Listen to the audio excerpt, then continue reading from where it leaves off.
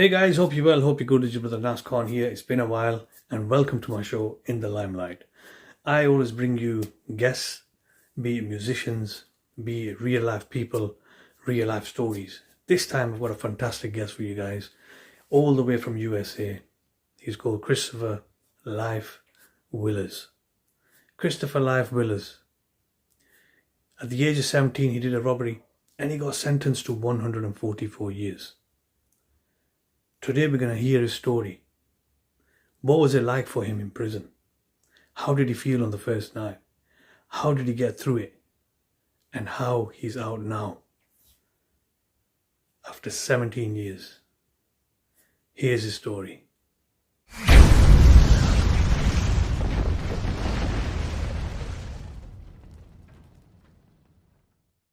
My brother Christopher, hope you're well, bro. All the way from UK to USA, we are crossing over.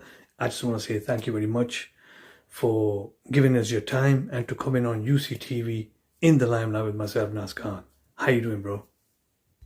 Man, I'm doing good. I'm blessed, and I'm glad to be here on UCTV, man. Glad we were able to connect, and like I said, just spread the word from one country to the next, man. That's what it's about. It's about reaching people in different places, different spaces, different audience, and talk about how I got sentenced to 144 years in prison for a crime that it included a BB gun, and nobody was physically harmed. And suddenly I found myself facing multiple life sentences. So yeah, I'm definitely glad to have this conversation today.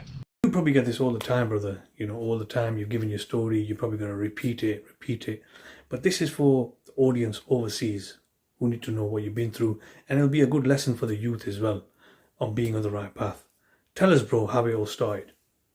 No, I'm glad anytime anybody asks that question, because I need people to know, like, I wasn't necessarily the teenager or the kid that was out there running around getting into trouble. And when I did, it was almost unexpected.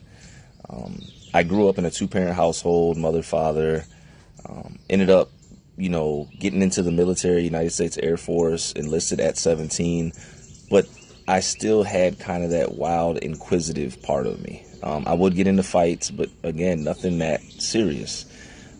And one day I decided, while I was on recruiter's assistance, which basically is like vacation from the military for 2 weeks, I came home, and while talking to my cousin, drinking, dealing with a couple of his friends, I decided, after they kept, asking me to take them up the street, basically to go stick a place up. I knew they were going to rob it, but they were going to do it with a BB gun. And in my mind, nobody was going to get physically harmed. So what's the worst that could happen? We'd get some money.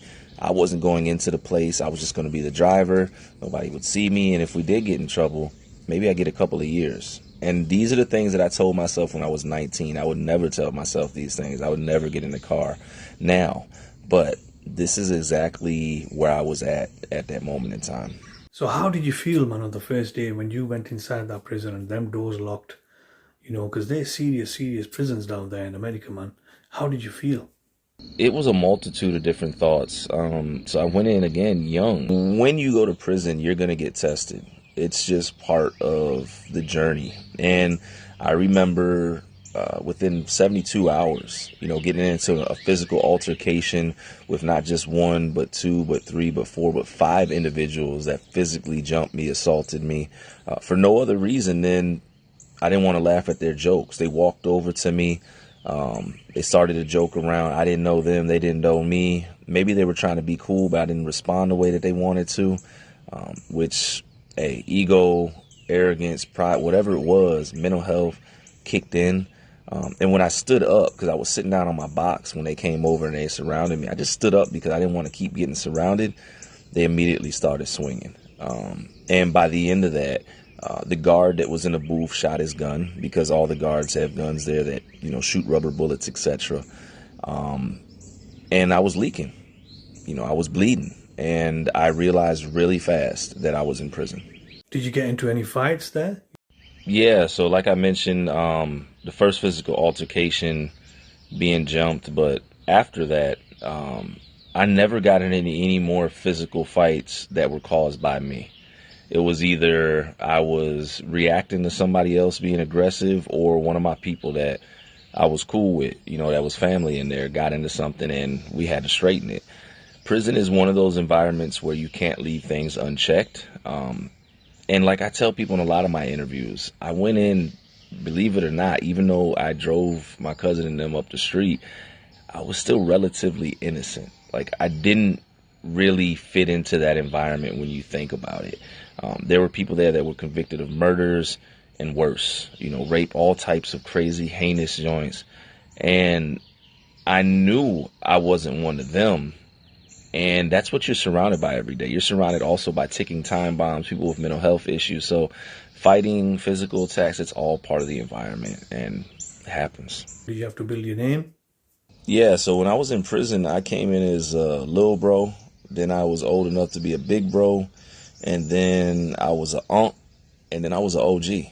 Like, that's how long I was in prison, almost 17 years. So I naturally wanted to start talking to the younger people in there, anybody that would listen, and try to convince them not to come back, not to get in any more trouble, to do what they needed to do to get home. Because I understood the prison system for us over here in the States, it's here to destroy us. It's really ugly over here.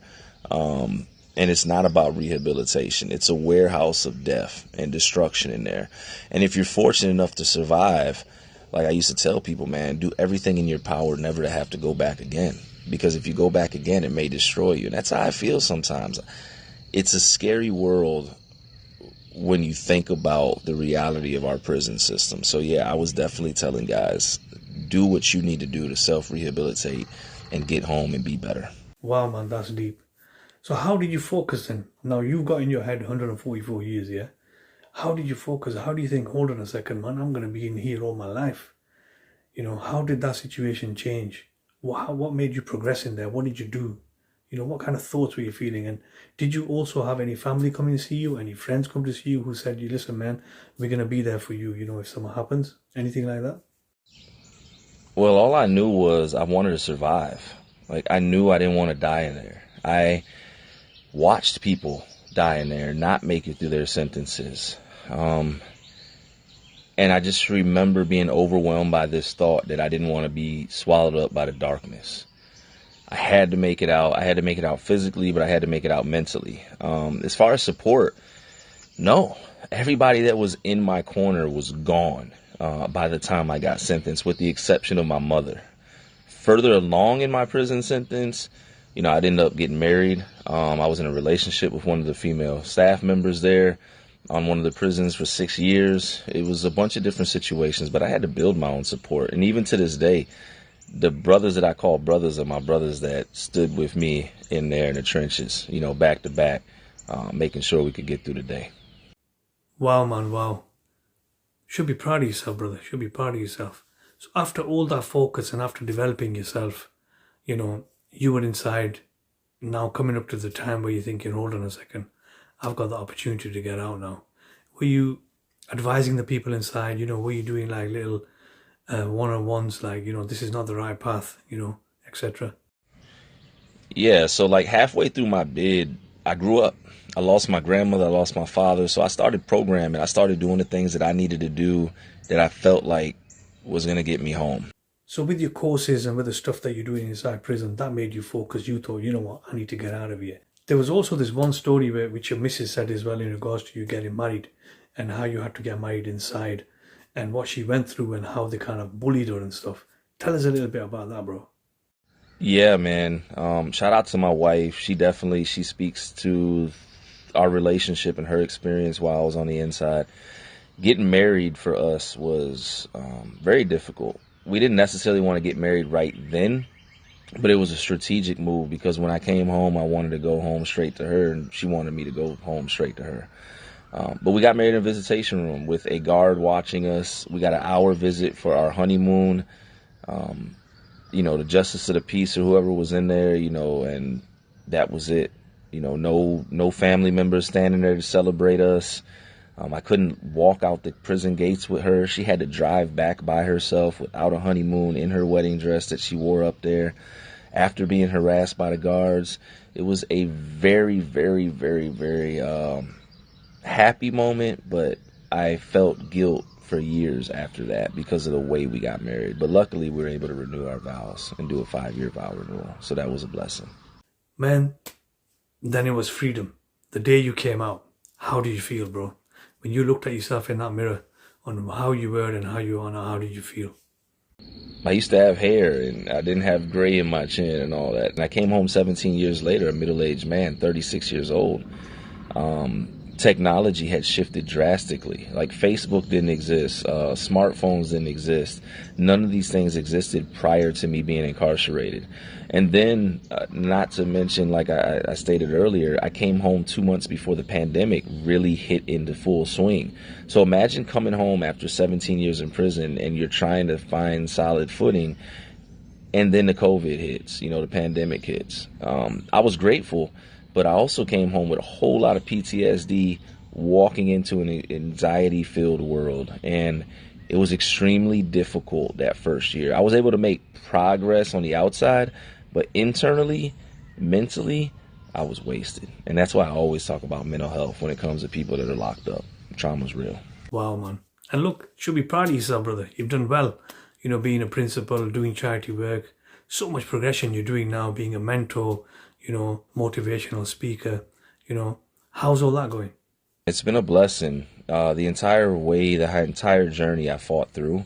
And just in 5.5 years, I've been able to open up a vocational school with my wife called Lasting Layers of Beauty Institute. I founded a nonprofit called the Life Willars Inc., which focuses on intervention, prevention, and reentry. I'm a motivational speaker that gets to travel the country, sometimes the world. And also I'm a social content creator. That means like my social media platforms reach over 20 million people globally every month. So I'm just grateful. And I do all this by just talking about this stuff right here, telling my story about the realities of the long-term journey in prison and the impact of long-term confinement, because it's taking people out, and I'm just one of those people that fought through so I could not just survive, but thrive. And I'm grateful. But I just want to say thanks a lot, Christopher. Thank you so much for coming on my platform on UCTV and giving us your side of the story. It's been emotional, bro. There's been heartache. What message would you like to give to the youth? A message for the youth is, man, don't feed into the hype. There's no reset button. This isn't Call of Duty. Nobody's going to respawn you if you're gone.